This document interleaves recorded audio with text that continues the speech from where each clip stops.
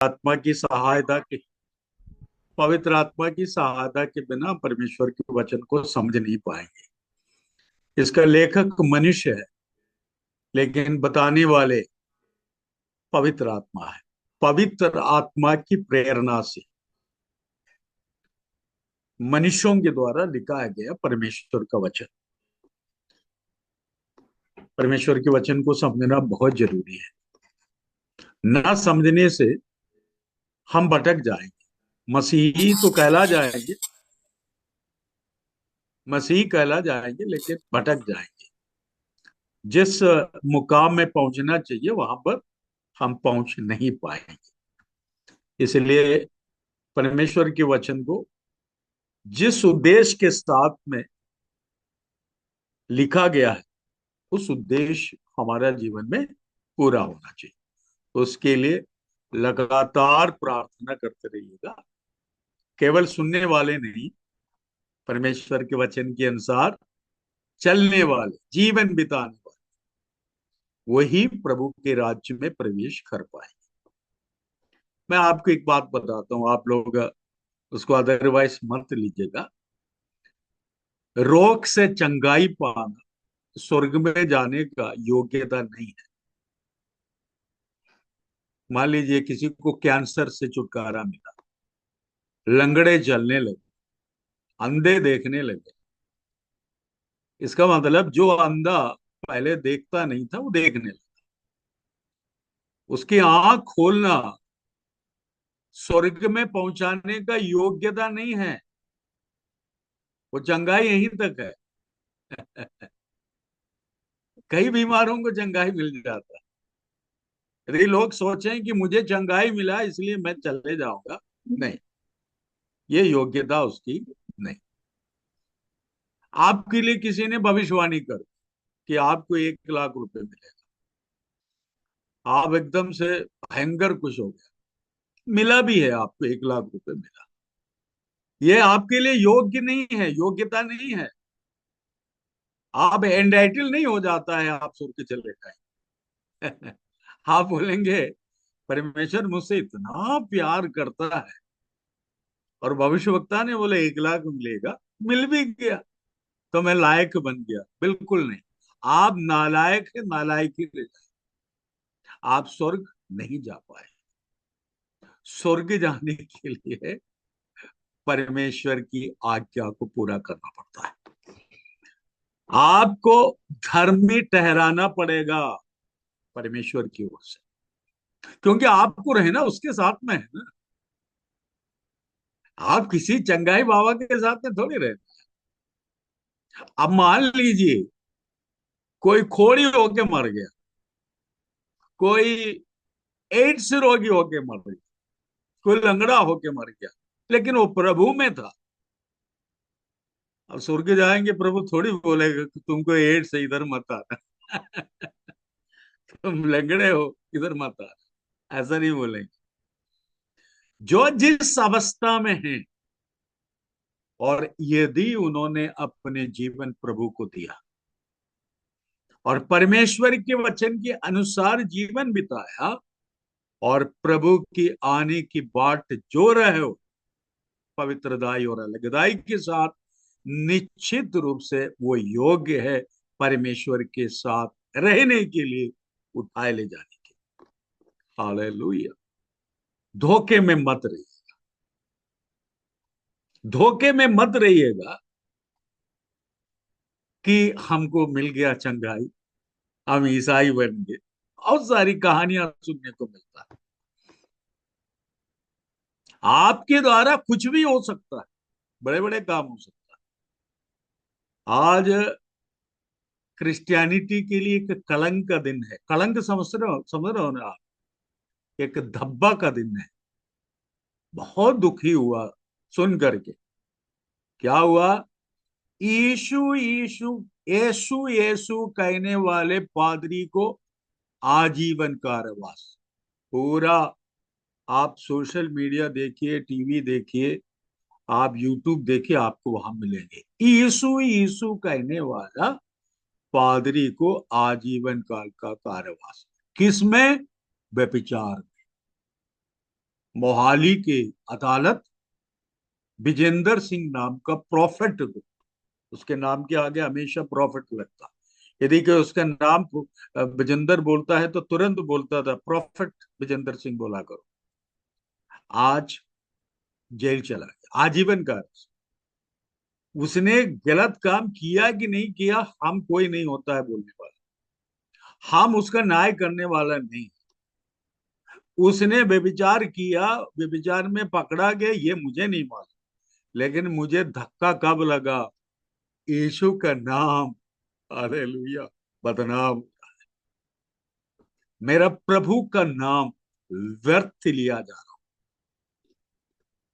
और लोग कहता है हल्लेलुया हल्लेलुया बोलने वाला आज व्यभिचार में जेल चला गया।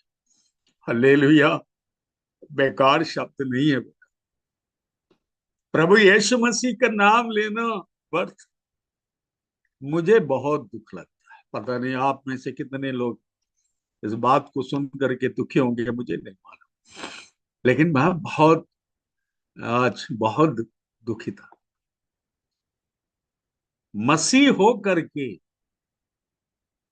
कोई भी कार्य आपके जीवन के द्वारा हो रहे हैं, यदि वो हंसी की है, मजाक की है और प्रभु के विरुद्ध में है, एक सही विश्वासी को बैठकर रोना चाहिए। मैं आपको बताया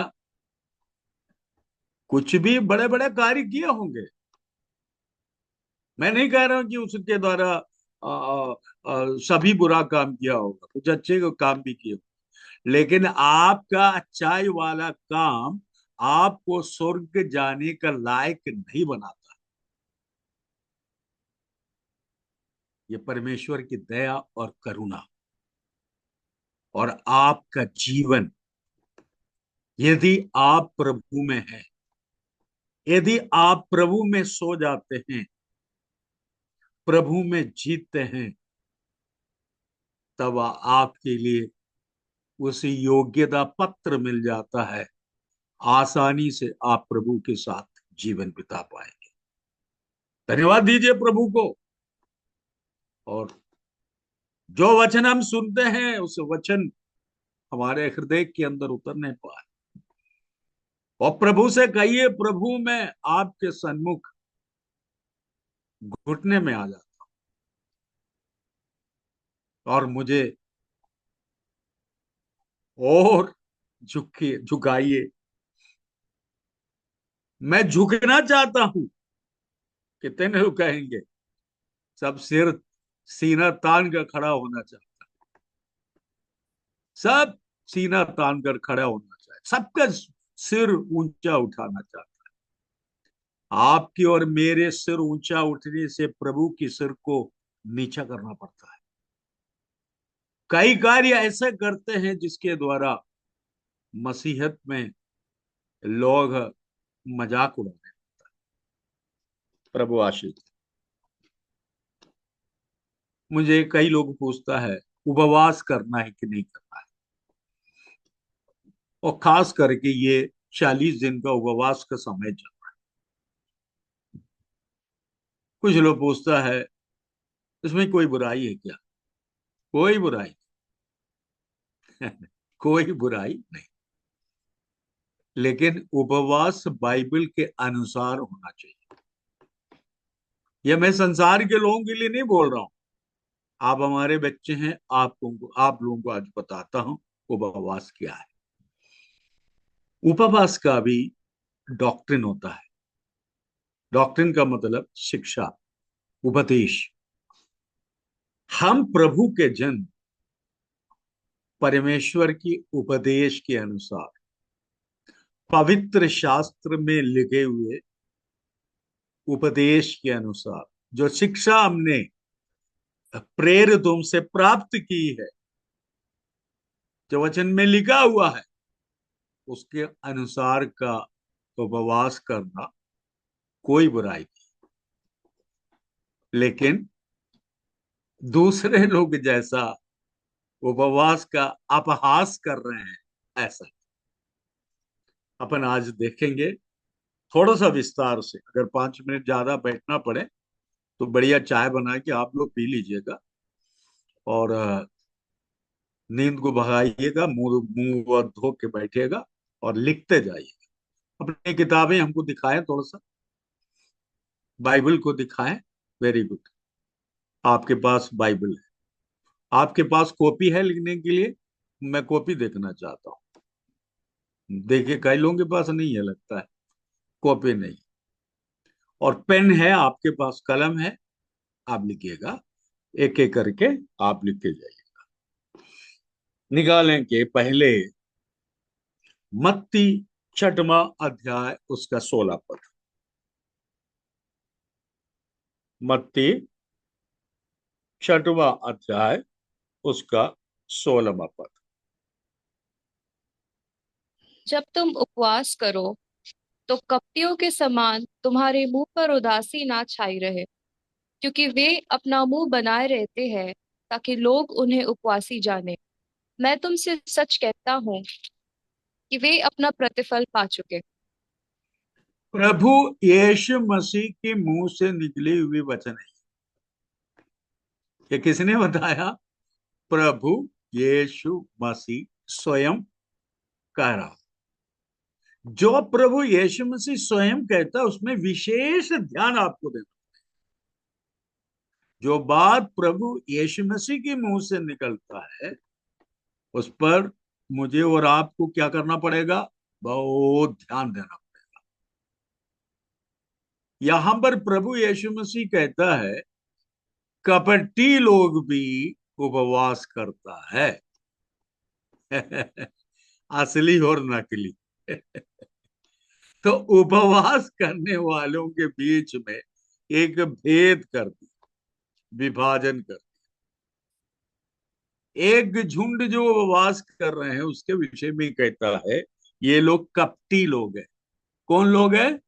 हेलो, कौन लोग हैं ये? कपटी लोग। कपटी का अर्थ क्या होता है? कपटी का अर्थ क्या होता है? कपटी का अर्थ क्या है? What is the meaning of कपटी? दिखावा करना।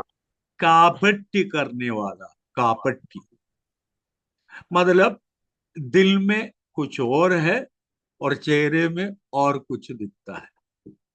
जो चेहरे में है वो दिल में नहीं, जो दिल में है वो चेहरे में नहीं।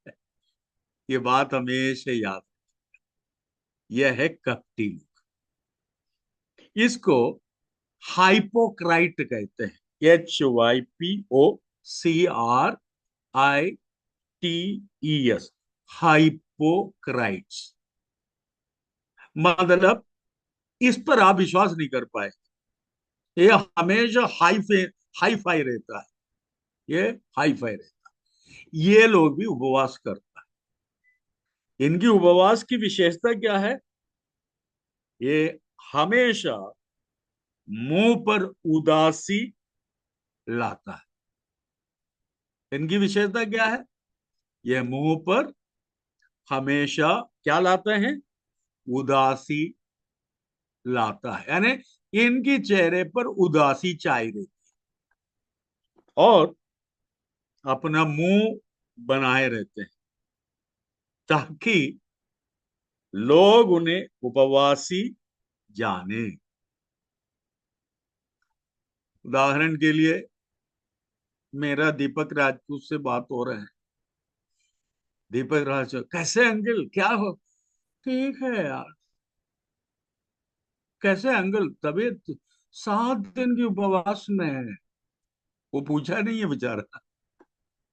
अच्छा अच्छा, इसलिए आपकी चेहरा उतरा हुआ है, और सिर में तेल भी नहीं? कहाँ? ऐसी बात मार रहे कि 10 जूता पड़ा हो। नाम क्या है? उपवास। और दीपक राजपूत मैथ्यू साहब को फोन करेंगे, और केटी राजन ना उपवास में, और फलाना बोलेंगे ये उपवास। मतलब लोगों का श्रद्धा या लोगों का बाय बाय बाय बाय प्राप्त करने के लिए नौटंकी करता है।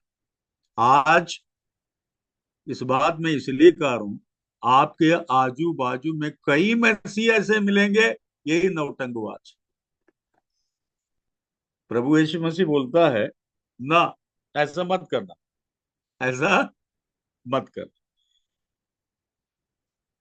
परंतु जब तू उपवास करें तो अपने सिर पर तेल मल और मुंह धो, ताकि लोग नहीं परंतु तेरा पिता जो गुप्त में है तुम्हें उपवासी जाने। इस दशा में तेरा पिता जो गुप्त में देखता है तुझे प्रतिफल देगा। माना नहीं किया प्रभु यीशु मसीह। कहता है कपटी मत बनो, नौटंकीबाज मत। जो जो है तुम वैसे के वैसे रहो, और तुम तेल मलना, ब्रश करना बढ़िया से, अच्छे कपड़े पहनना, एक काम करना, तुम गुप्त रूप में प्रार्थना करना, ताकि जो गुप्त में है, जो पिता परमेश्वर तुम्हारी बात को जानता है और तुम्हारी प्रार्थना का उत्तर देगा। इतना समझिएगा और हम आगे बढ़ते हैं। दो शब्द मैं आपको बोलूंगा, आप दोनों को लिख करके भी रखिएगा। Zoom, TSOOM, zoom. T T T for Travancore, TSOOM। Zoom का अर्थ होता है फास्टिंग। मूल भाषा में, इब्राय भाषा में जूम लिखता है, इसका अर्थ होता है टू abstain फ्रॉम फूड, मतलब खाने से वंचित रहना, खाना पीना छोड़ देना। abstain, अपने आप को खाने से परे रखना, यही है फास्टिंग का अर्थ। लेकिन परमेश्वर के वचन में हमेशा इस बात को याद रखिएगा, प्रेयर एंड फास्टिंग लिखा है। प्रेयर एंड फास्टिंग मतलब प्रार्थना और उपवास।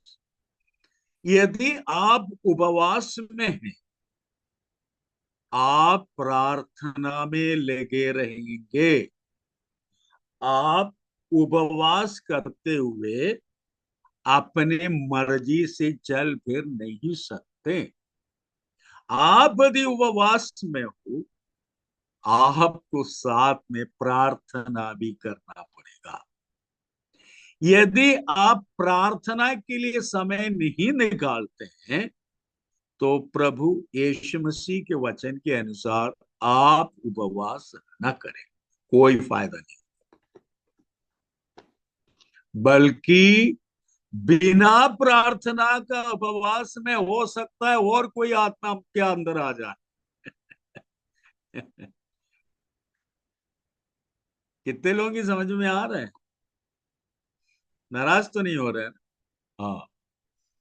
यदि आप वास्तव में उपवास करना चाहते हो, तो आपको क्या करना पड़ेगा? उपवास के साथ आपको प्रार्थना करना पड़ेगा। अपन आगे बढ़ते हैं। कुछ लोग खाने के बिना उपवास कर देते हैं, मतलब खाने के लिए नहीं है, है ना? कुछ ऐसी समय आ जाता है हमारे पास खाने के लिए नहीं रहता है। आजकल सब बहुत संपन्न लोग हो गया है, आज की बात नहीं। एक ऐसा जमाना था कि खाने के लिए बहुत परेशानी। पता नहीं मैथ्यू सर जानते हैं कि नहीं जानते, केरल में हम लोग था, एक घर में 10-10, 12-12, 15-15 बच्चे होते थे। कमाई एक आदमी का होता था और बहुत कम खाने को मिलता था। इसी प्रकार परमेश्वर के दास लोगों का बुरा अवस्था था, खाने को नहीं मिलते थे, कितने दिन तक बेचारे भूखे रहते थे। तो भूखे रहना फास्टिंग में नहीं गिना जाएगा। आपके पास खाने के लिए नहीं है, इसलिए आप नहीं खा रहे, उसको आप उपवास की श्रेणी में मत लीजिएगा। मतलब आप परमेश्वर के सन्मुख किसी खास विषय के लिए बैठोगे और प्रार्थना के साथ, उसको उपवास कहा जाएगा। अब अपन आगे बढ़ते हैं। अपना आपको आज कुछ थोड़ा सा डिटेल में बताना पड़ेगा, क्योंकि ये ऊपर ही ऊपर बोलने से चलेगा नहीं। तो मैं थोड़ा सा डिटेल में आज जाना चाहता हूँ, क्योंकि मुझे बहुत भरोसा है, विश्वास है कि आप लोगों के ऊपर, जो जितने लोग मुझे आज सुन रहे हैं, प्रभु एक न एक दिन आपको खड़ा करेंगे दूसरों को सिखाने के लिए। यकीन करिएगा, चाहे आप मानो चाहे ना मानो।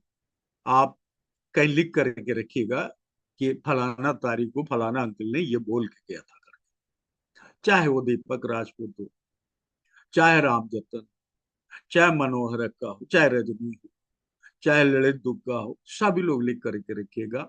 एक न एक दिन परमेश्वर का आत्मा आपसे कहेंगे, जाओ बिंदा रावण रावण, जाओ उनको बाइबल बाइबल सुनो।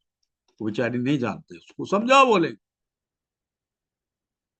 हो सकता है कुछ पादरियों को भी आप लोग समझा दें कि अंकल जी आप गलत बोल रहे हो।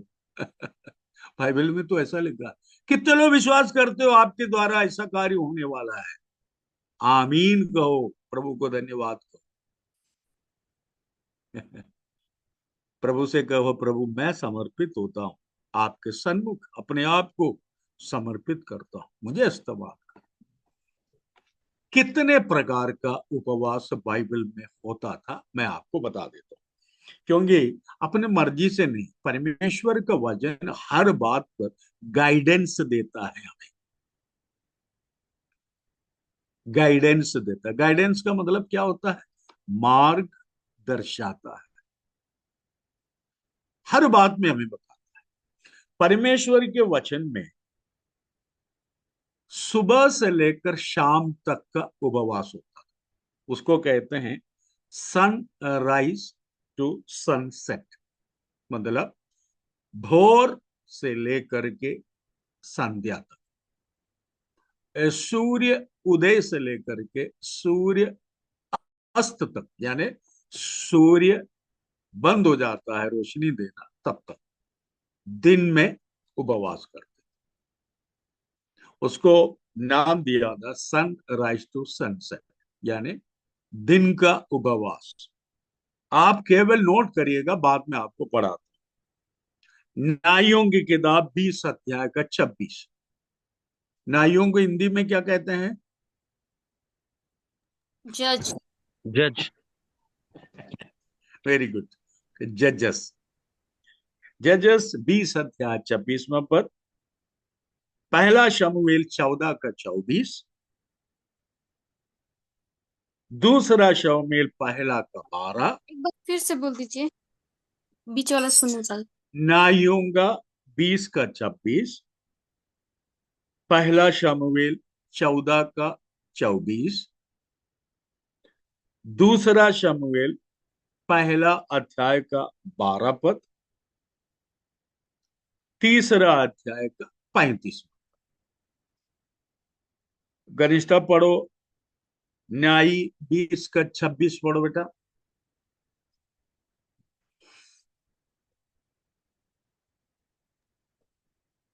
तब सब इस्राएली वरन सब लोग बेतेल को गए और रोते हुए यहोवा के सामने बैठे रहे, और उस दिन सांझ तक उपवास किया और यहोवा को होम बलि और मेल बलि चढ़ाए। सांझ तक उपवास कब शुरू हुआ? सवेरे हुआ और सांझ तक। कारण मैं बाद में बताऊंगा, नोट करके रखिए, बाकी भाग को भी लिख के रखिए, आप उसको पढ़िए। इसके बाद आता है 7 दिन का उपवास, 7 डेज उपवास, 7 दिन का उपवास। पहला शमूएल 31वां अध्याय का 13वां।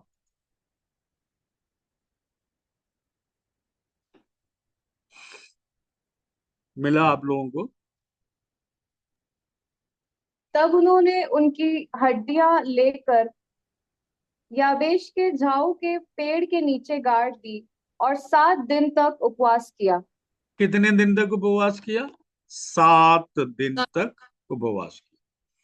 ये जहां उपवास लिखा वहां प्रार्थना भी है, बाद में उसको बता। तीसरा, 21 दिन का उपवास या 3 सप्ताह का उपवास। आप लोग सब बाइबल टीचर बनने वाले हैं, बहुत गहराई से आप लोग इस बात को सीख रहे हैं, तो आप ऐसे ही लिख करके रखिएगा और किसी के भी सामने। लेकिन अफसोस की बात है, आज आने के बाद में अगले साल फिर मंगलवार को दिखाई देता है कुछ लोग, है ना। आज दिखाई दिया और अगले फिर 1 साल के बाद में फिर दिखाई देता है ना। ऐसे लोगों के लिए नहीं बोल रहा मैं भविष्यवाणी, है जो लगातार मेहनत करते हैं। मुझे ये भी पता है कुछ लोग इंतजार में रहता है कि मंगल कब आएगा, उसमें से एक मैं हूं। मत किसी को मत बताइएगा, है। कोई भी प्रोग्राम आता है तो मैं बोलता हूँ मंगलवार तो नहीं है ना, तो बोलता है हाँ साहब नहीं प्रोग्राम नहीं। कहीं भी जाता हूँ मंगलवार के टिकट तो नहीं है ना, हाँ साहब नहीं उस दिन नहीं। इसका मतलब मैं इंतजार में हूँ मंगल आ जाए। लेकिन कुछ लोग ऐसे होते हैं कभी मंगल ना आए ऐसा भी प्रार्थना करता है। तो आप लोग कौन सा इसमें आते हैं? हेलो। बोलता है हाँ आपको जो बोलना है बोलो, हम लोग को टाइम मिलेगा तो आएंगे, है ना। हम सप्ताह में लोग 2 बार फालतू, मंगलवार है। हम लोग है बोलेंगे कि हम लोग तो घर में मस्ती में हैं, अगर टाइम मिल गया तो आपके साथ बैठे, है ना। ऐसा भी नहीं होता है। मैं आपको फिर से कह रहा हूँ, पवित्र आत्मा आपको इस्तेमाल करेगा। लोगों की कमी महसूस हो रही है, परमेश्वर अपने बच्चों को बाइबल सिखाने के लिए लोगों को ढूंढ रहा है। हालेलुया। प्रभु भीड़ को वचन सुनाना चाहता है। मैं आपको बता दूं, चंगाई के लिए नहीं बुला रहे आपको, दूसरों का भविष्यवाणी करने के लिए नहीं, परमेश्वर की वचन जैसा लिखा वैसा सिखाने, उसमें जड़ पकड़ने के लिए। बोलो प्रभु यीशु मसीह की जय। तो सुबह से लेकर सांझ तक का उपवास, 7 7 दिन का उपवास, 3 सप्ताह का उपवास। दानियेल भविष्यवक्ता 10वां अध्याय का 3रा पद। दानियेल भविष्यवक्ता 10वां अध्याय का 3रा पद, कोई पढ़ ले।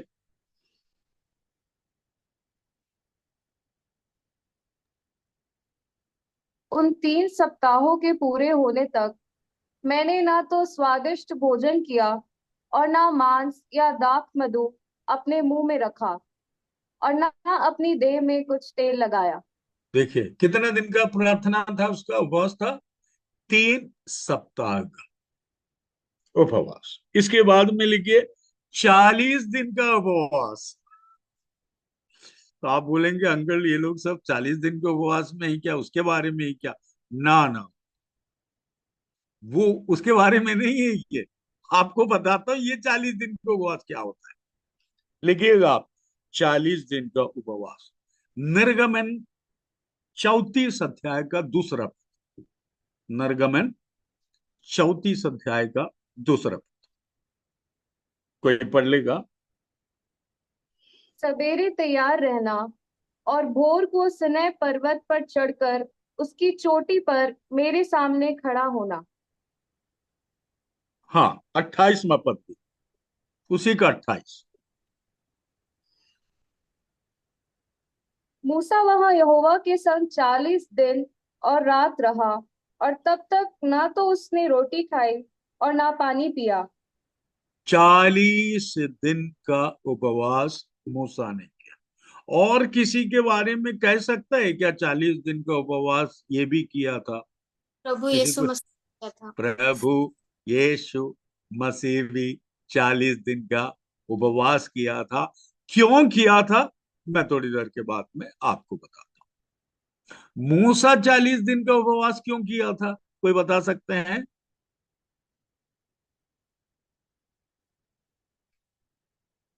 मिस्रीम देश से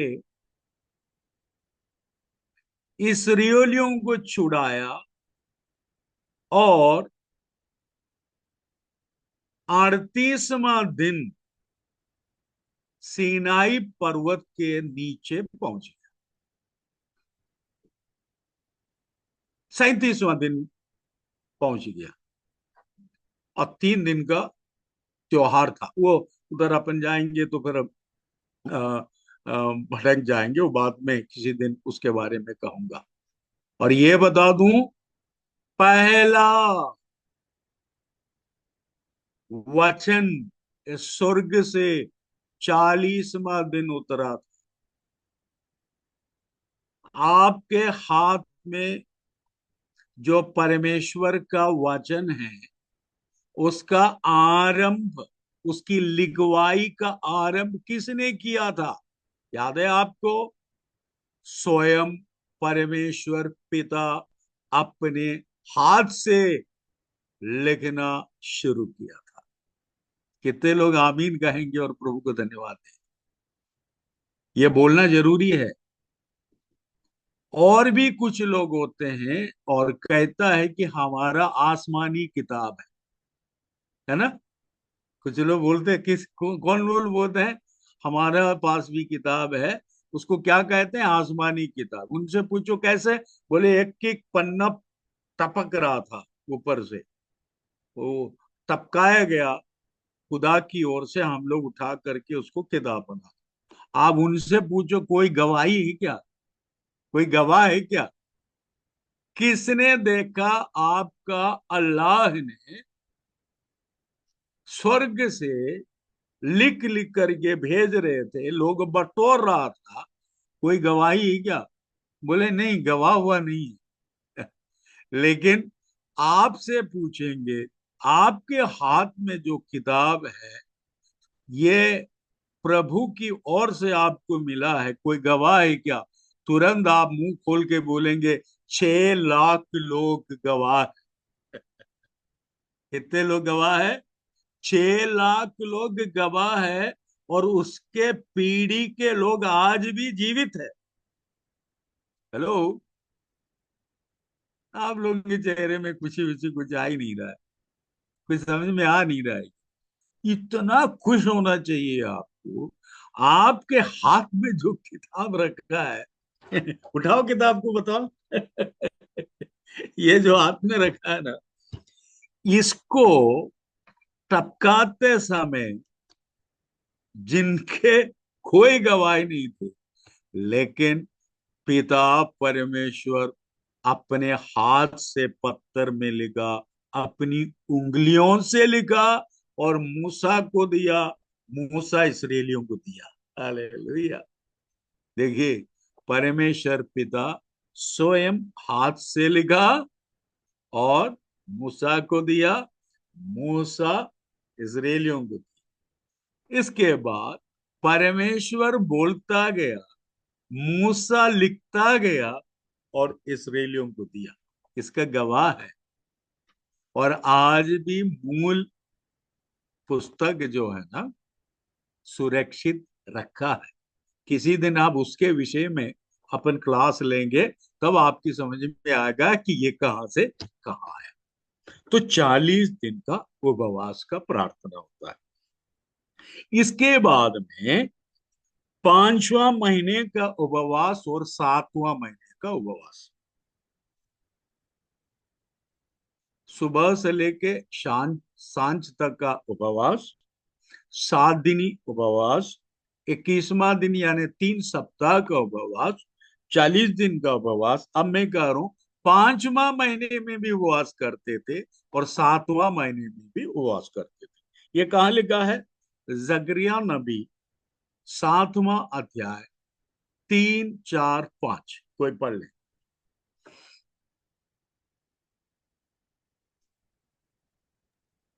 जकरिया 7वां अध्याय 3, 4 और 5 पढ़े।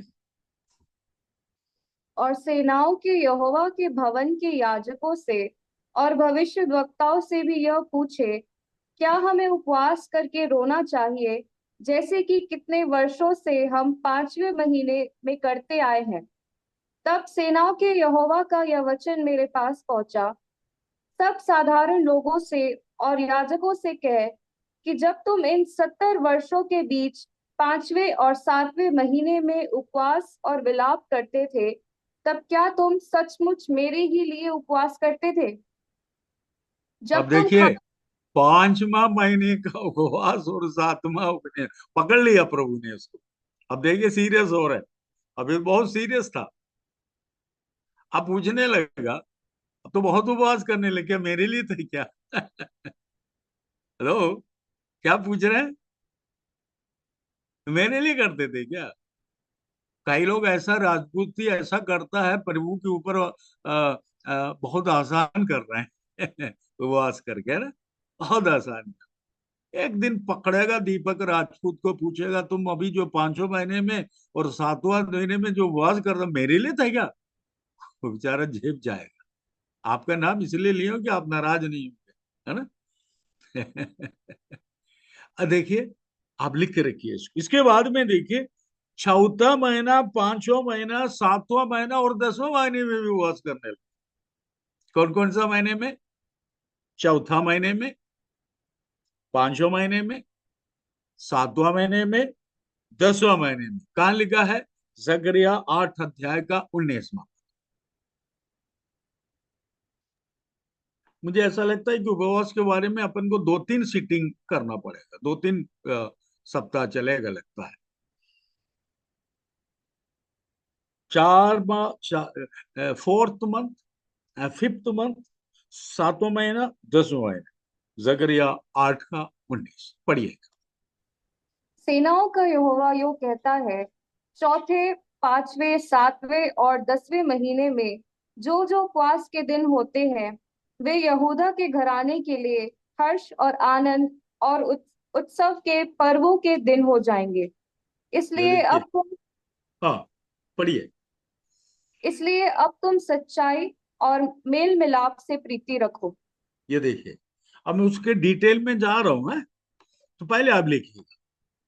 आप देख लीजिएगा, क्लाइमैक्स में आ गया, उपवास का क्लाइमैक्स में आ गया। यानी जब आप सीख रहे हो, तो मैं विस्तार से इसलिए कह रहा हूं कि कहीं भी चूक ना होने पाए।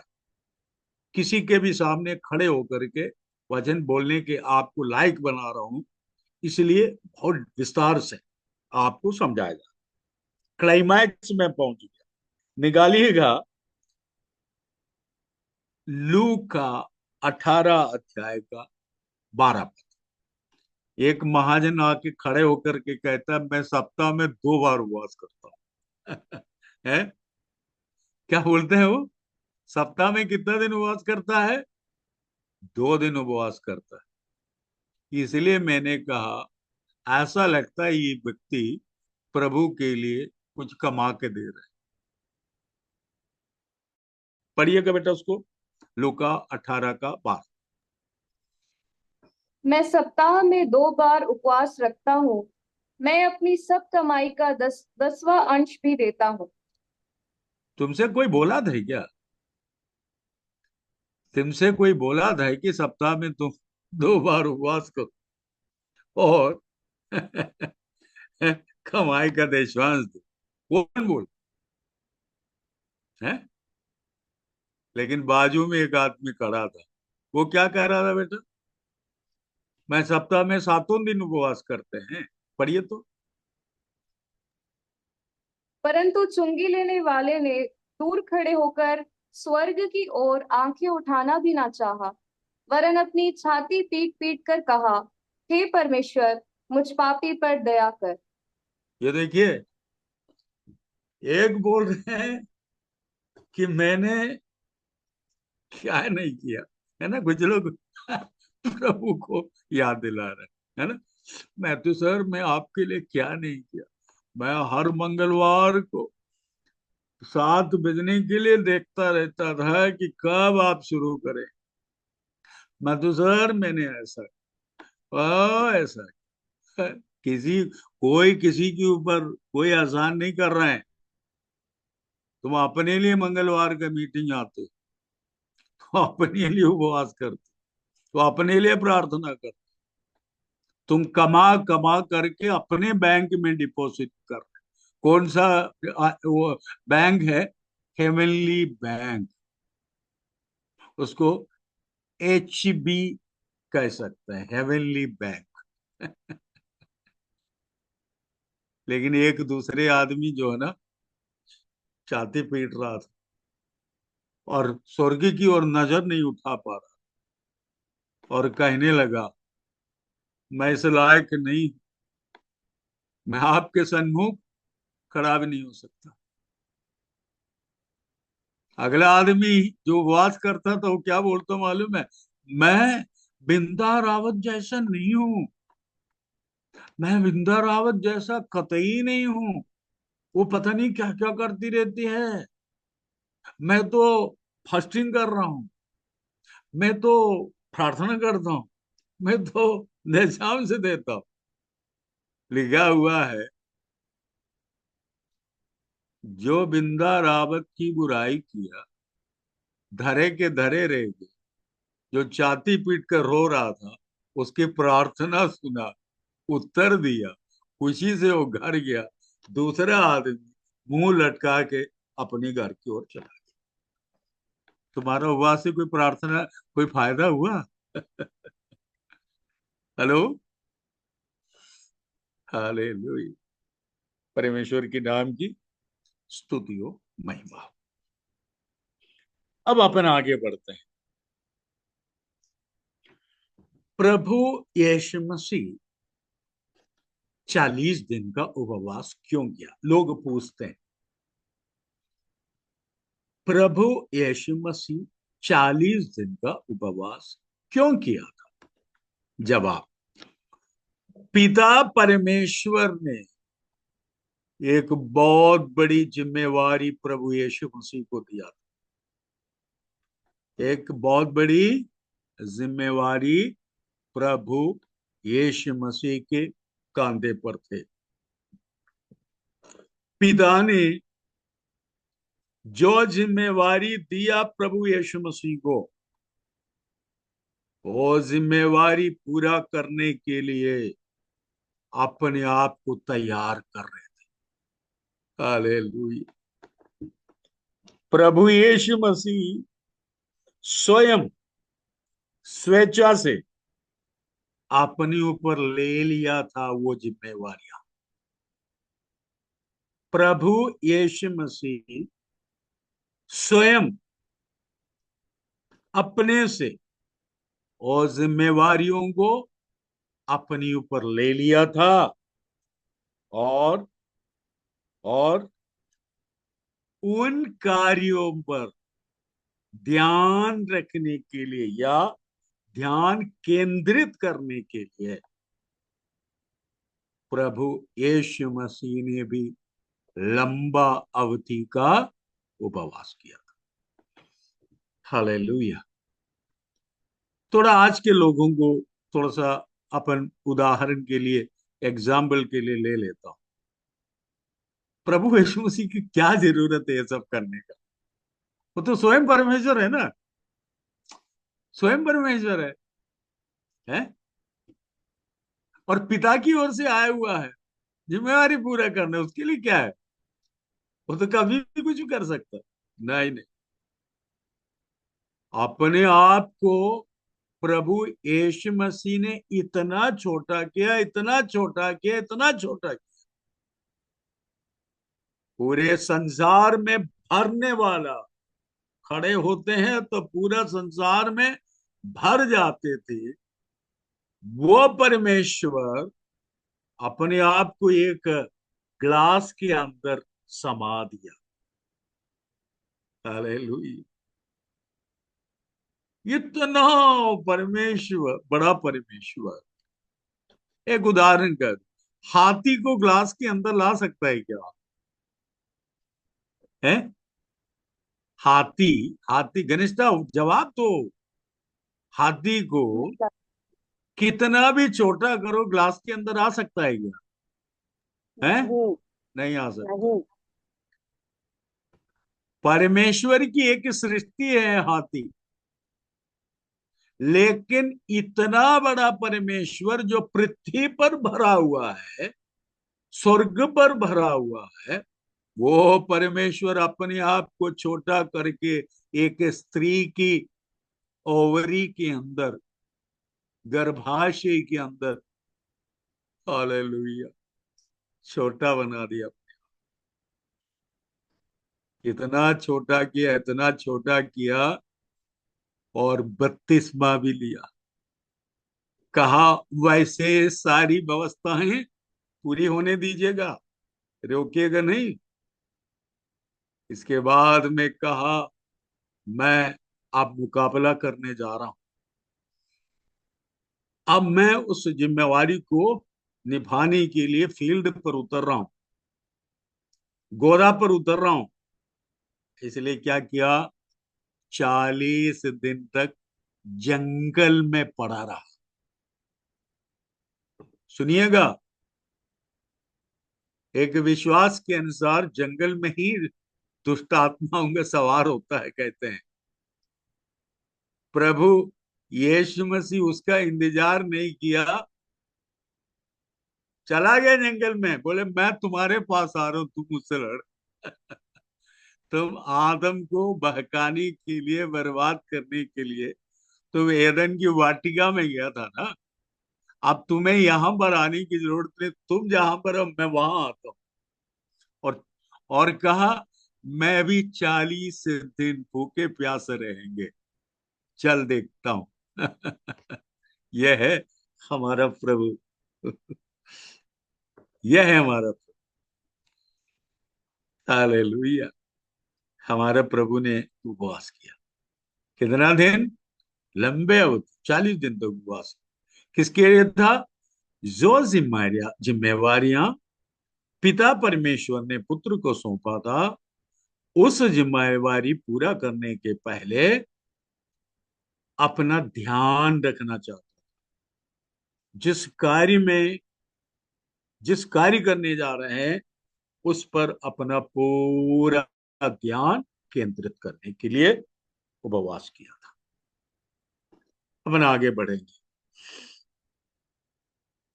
अब देखिएगा आप, कुछ पदों को मैं आपको जल्दी से पढ़वा देता हूं।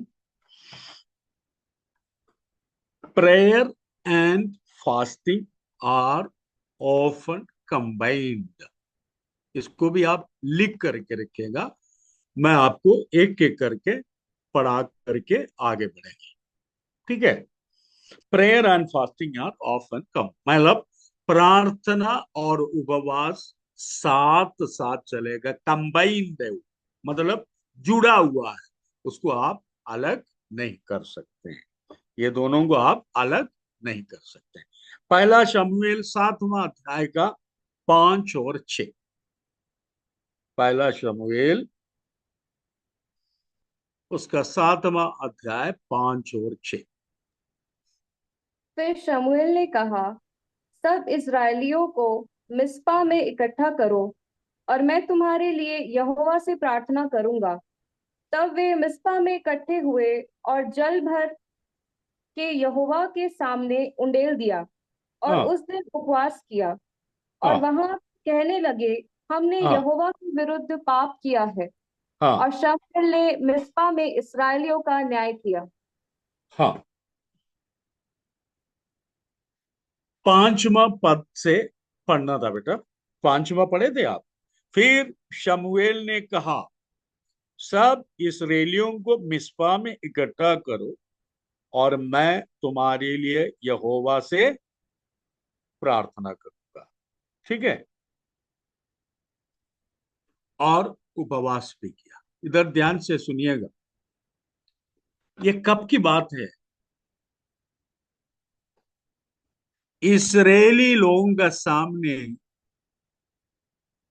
एक बहुत बड़ा संकट आया।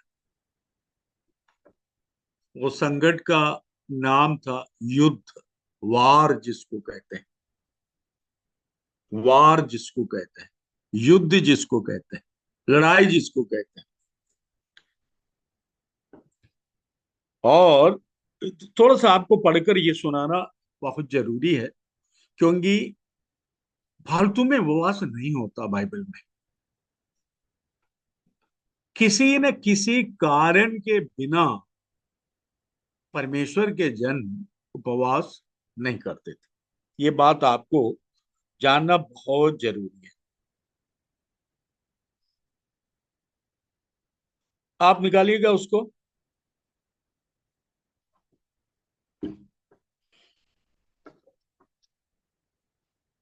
पहला शमूएल 7वां अध्याय का पहले से लेकर के 5 और 6 तक अपन पढ़ते हैं, थोड़ा सा आपको आइडिया मिल जाएगा ये उपवास ये लोग क्यों करते थे।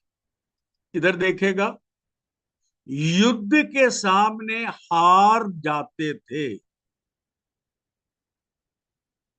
लोग, काटे जाते थे और ढेर कर देते थे, तब लज्जा होती थी इसराइलियों को, अपमान, अपमानित होते थे। इतना भयंकर इनके ऊपर दुख आ जाता था कि ये खाना पीना सब छोड़ देते थे, बैठ के विलाप करना शुरू कर देता था। इसके पीछे का कार्य क्या है? परमेश्वर को छोड़ देते थे। जब जब इसराइली परमेश्वर से दूर हुआ, परमेश्वर का आज्ञा का उल्लंघन किया, तब तब इसराइलियों के ऊपर कहर बरतना पड़ा, दुख का पहाड़ का सामना करना पड़ा। ये हमारे लिए भी लागू है।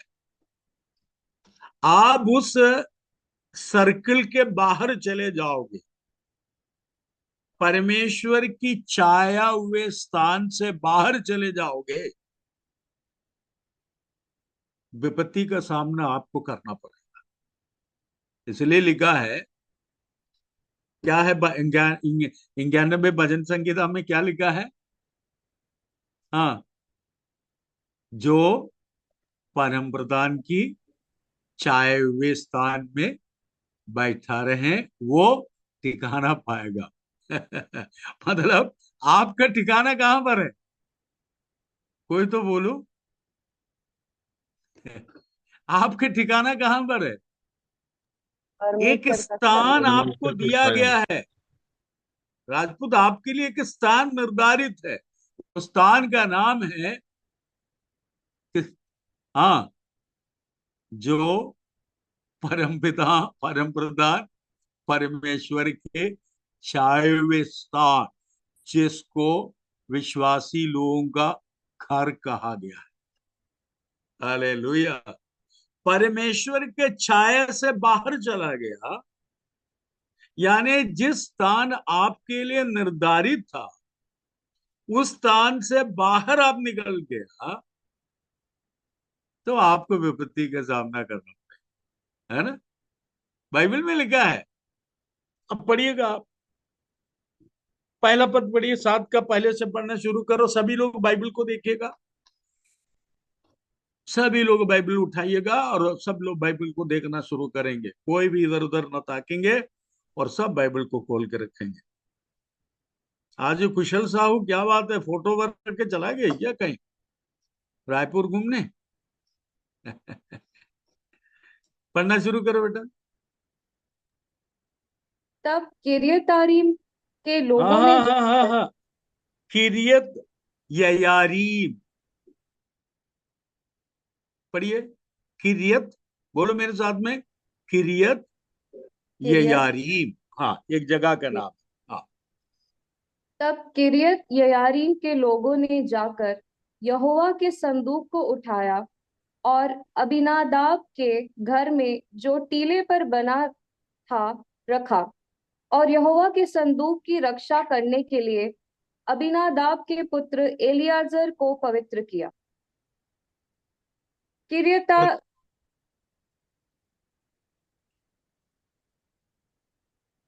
पढ़िए। किरियतायारीम में संदूक को किरियत रखे हुए याईर। हाँ हाँ, ठीक है। में संदूक को रखे हुए बहुत दिन हुए, अर्थात 20 वर्ष बीत गए। और इसराइल का सारा घराना विलाप करता हुआ यहोवा के पीछे चलने लगा। तब शमूएल ने इसराइल के सारे घराने से कहा, यदि तुम अपने पूर्ण मन से यहोवा की ओर फिरे हो तो पराए देवताओं और अश्तोरेत देवियों को अपने बीच में से दूर करो और यहोवा की ओर अपना मन लगाकर केवल उसी की उपासना करो, तब वह तुम्हें पलिश्तियों के हाथ से छुड़ाएगा। तब इसराइल ने बाल देवताओं और अश्तोरेत इसराइलियों ने। हाँ। तब इसराइलियों ने बाल देवताओं और अश्तोरेत देवियों को दूर किया और केवल यहोवा ही की उपासना करने लगे। फिर शामुएल ने कहा, सब इसराइलियों को मिस्पा में इकट्ठा करो और मैं तुम्हारे लिए यहोवा से प्रार्थना करूंगा। अब तब वे देखिए, बस बस बस बस देखिए, परमेश्वर के जन, मिस्रीम देश से छुड़ाए हुए लोग, परमेश्वर का अद्भुत कार्यों को जिन्होंने देखा और समझा, अपनी आंखों के सामने सब कुछ देखा, बहुत बड़ी गवाही था उनके जीवन में।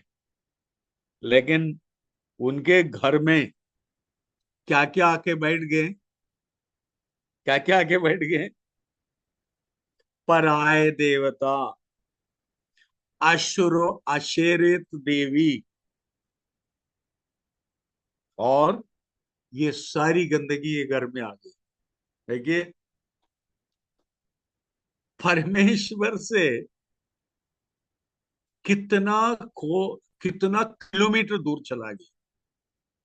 जिनको छोड़कर आए थे उससे फिर से प्रेम करने लगे और वापस उन्हीं बातों को फिर अपने घर में ले आए। इसलिए हार का सामना करना पड़ता। जिन बातों को आप अपने जीवन से और अपने घर से और आपके हृदय से अलग किया है, जिन जिन बातों को, जो बातों को आपने अपने जीवन से अलग किया है, उन बातों को, उन चीजों को दोबारा आप अपने हृदय में, अपने घर में लाओगे, निश्चित रूप से आपको शत्रु का सामने हार का मुंह देखना पड़ेगा। कितने लोग आमीन कहेंगे? ये थोड़ा सा कठोर वचन है, खरा वचन है। कारण क्या है?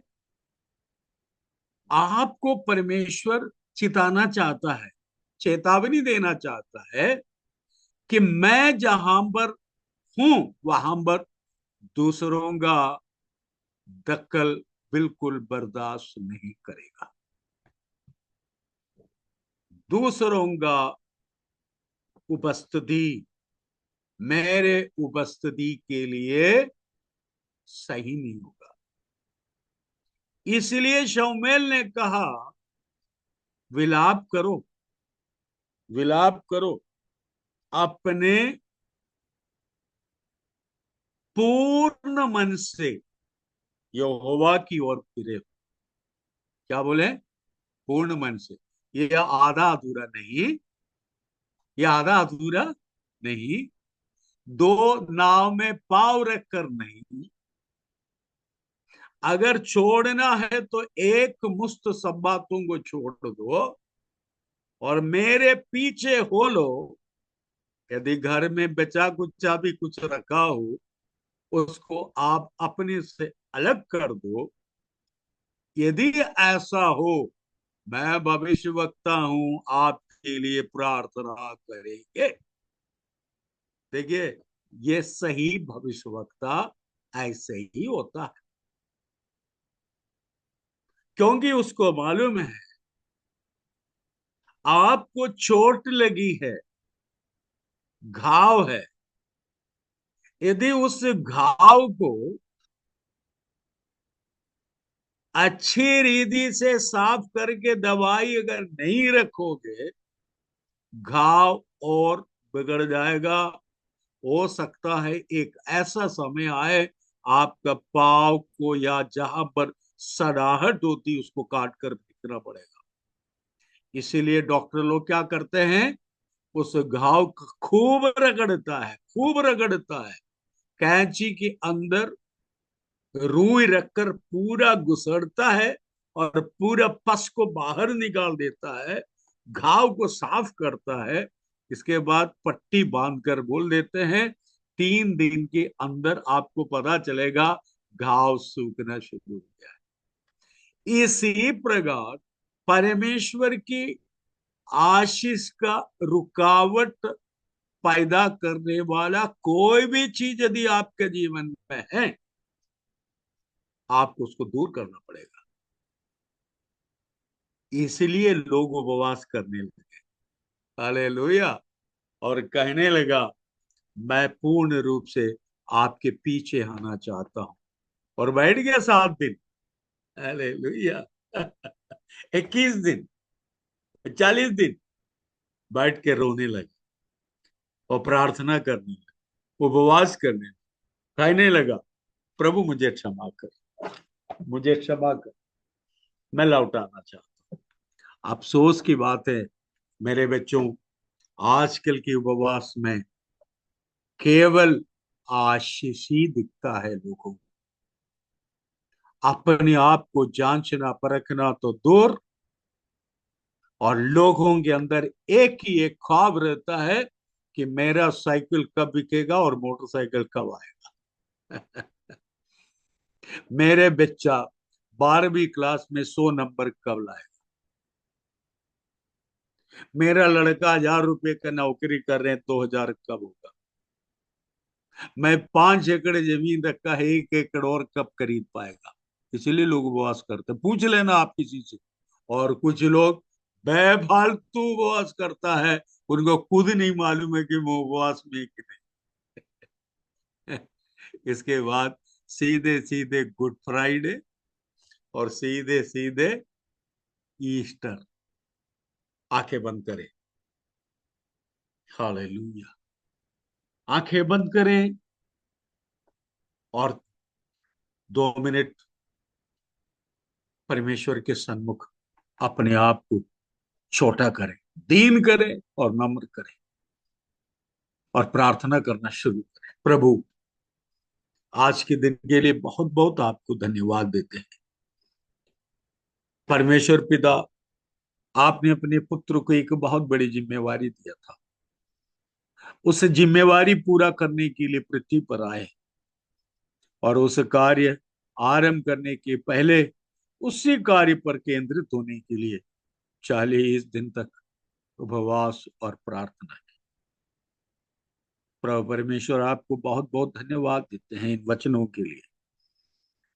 प्रभु, हमारा भी जीवन में ऐसा ऐसे कार्य होता है जो आपको बिल्कुल भाता नहीं है, जिन बातों से आप घृणा करता है। कई बार हम उसी बातों पर ध्यान लगाते हैं और उससे प्रेम करने लगता है। हमें क्षमा कर प्रभु, हमें क्षमा कर प्रभु। इसराइलियों के हार का कारण ही था वो आपसे दूर हो गया। हमने देखा, शमूएल ने कहा, तुम अपने आप को शुद्ध कर और पवित्र कर और परमेश्वर की ओर पूर्ण रूप से मुड़ जा। और लोग अपने आप को आपके सन्मुख समर्पित किया, उपवास करने लगा, प्रार्थना करने लगा, उसके जीवन आपके लिए समर्पित होते हुए देखा। धन्यवाद देता हूं उस वचन के। लिए। प्रभु, हम और बातों को सीखना चाहते हैं, जैसा आपके दास ने कहा, आने वाले समय पर हमें भी ऐसी कृपा आप दे ताकि हम सीखी हुई बातों को दूसरों तक पहुंचा। लोग वचन के भूखे हैं प्रभु, लोग नित्य नरक की ओर यात्रा में हैं, उसको रोकने के लिए और स्वर्ग की ओर उसको भेजने के लिए प्रभु मदद करने में हमें सहायता करें। धन्यवाद देते आज के दिन के लिए, आपके दास के लिए धन्यवाद देता हूं। धन्यवाद देते हैं व्यवस्थाओं के, धन्यवाद देते हैं जितने भाई बहन आ जुटे हैं विभिन्न स्थानों से, सब पर आपकी आशीष हो। यदि कोई बीमार हो प्रभु यीशु मसीह के नाम से इस वक्त तो चंगे हो जाए। यदि और किसी बंधन में है यीशु मसीह के नाम से इस वक्त तो बंधन टूट जाए। यदि मन में खेद की कोई बात हो या उनके जीवन से कोई ऐसी बात हो जो आप उनसे दूर रखना चाहते हैं, उनसे उन्हें छुटकारा दे, शायद और मदद कर। आदर महिमा इज्जत सम्मान आपको देते हुए दुआ प्रभु यीशु कृष्ण के नाम से मांगता हूं, सुनो और ग्रहण कर पिता। आमीन आमीन आमीन। प्रभु आप सबों को बहुत ऐसे आशीष देने पाए। धन्यवाद। मैं तो